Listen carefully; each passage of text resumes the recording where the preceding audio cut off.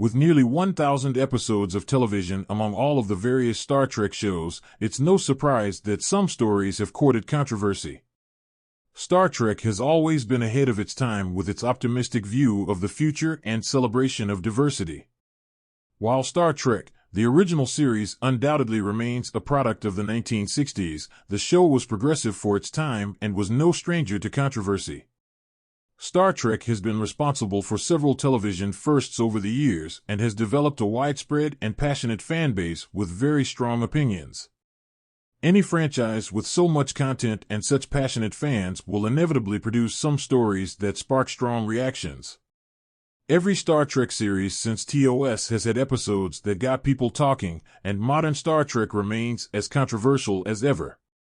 Since Star Trek Discovery brought the franchise into the streaming era in 2017, the show has been met with contentious opinions and decidedly mixed reviews.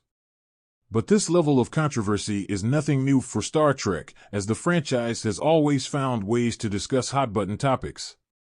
10-inch The Devil in the Dark. Star Trek, the original series Season 1, Episode 25. When the USS Enterprise investigates a series of deaths at a mining facility, Captain James T. Kirk, William Shatner, and Spock, Leonard Nimoy, encounter a silicon-based life form called the Horta. After Spock initiates a mind meld with the Horta, he discovers that the creature has simply been trying to protect its young. As a classic Star Trek story, The Devil in the Dark has a lot going for it, but it controversially has no speaking parts for women. Star Trek, the original series, was progressive in putting Lieutenant Uhura, Nichelle Nichols, a black woman, on the bridge of a starship, but she often got sidelined as a character. She does not even get the chance to announce that hailing frequencies are open in this episode. Even Gene Roddenberry noted the lack of women in The Devil in the Dark, penning a letter about the topic to producer and writer Gene L. Coon. 9-inch Patterns of Force. Star Trek, the original series Season 2, Episode 21. Unsurprisingly, Star Trek Space Nazi episode stirred up its fair share of controversy. Patterns of Force follows Kirk and his crew as they investigate the disappearance of a Federation observer, only to find that he has turned an alien planet into a replica of Nazi Germany. John Gill, David Bryan, had originally intended to bring order to the lawless society of the Ecosians using a benign form of fascism. This Star Trek episode features swastikas, a Führer, as well as Nazi slogans and salutes. Gill stated that Nazi Germany was the most efficient state Earth ever knew. Because of this line and the Nazi imagery throughout the episode, Patterns of Force was banned from German television until 1995. Rather than inventing an alien society that merely has similarities to Nazi Germany, this Star Trek episode features swastikas, a Führer, as well as Nazi slogans and salutes. 8-inch Plato's Stepchildren. Star Trek, the original series Season 3, Episode 10.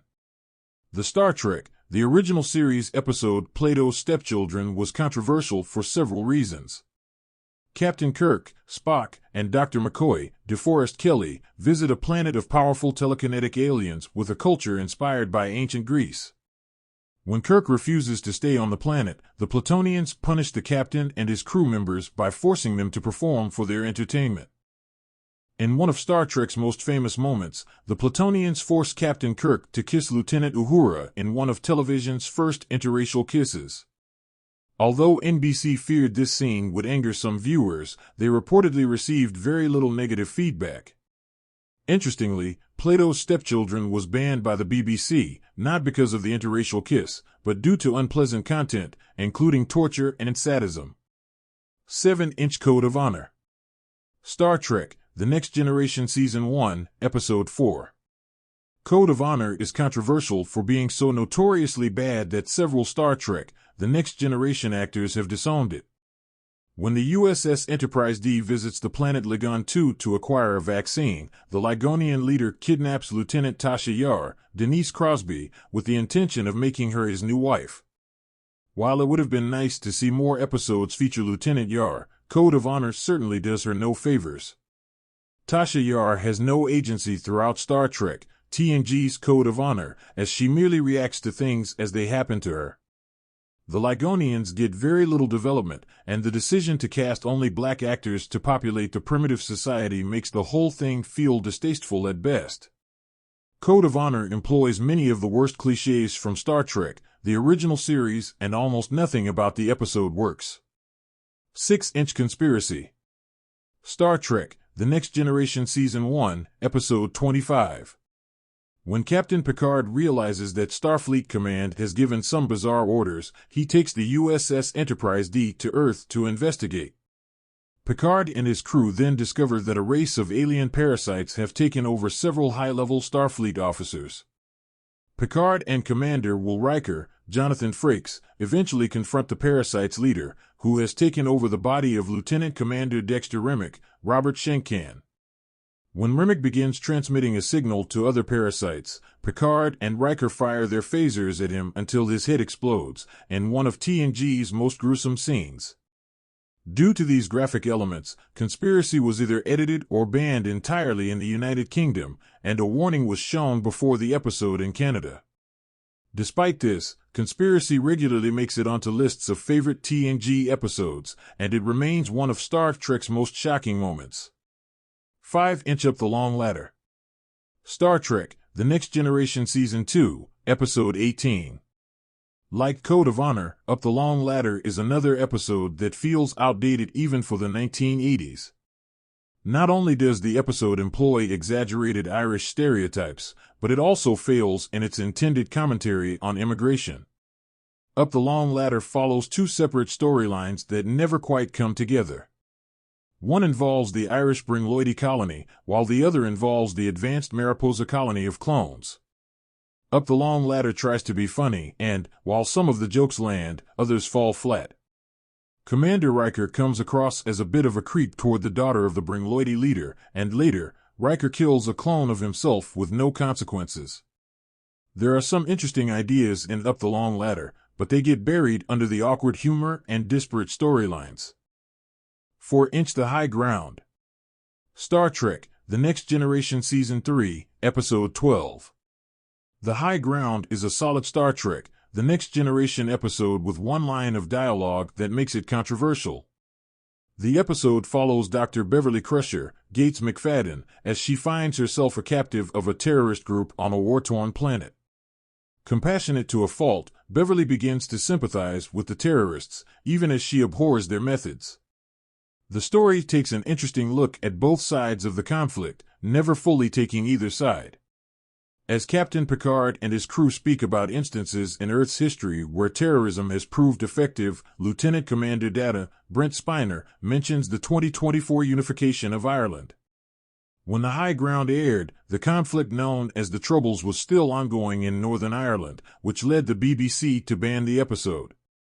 The High Ground was not shown unedited in the United Kingdom until 2006.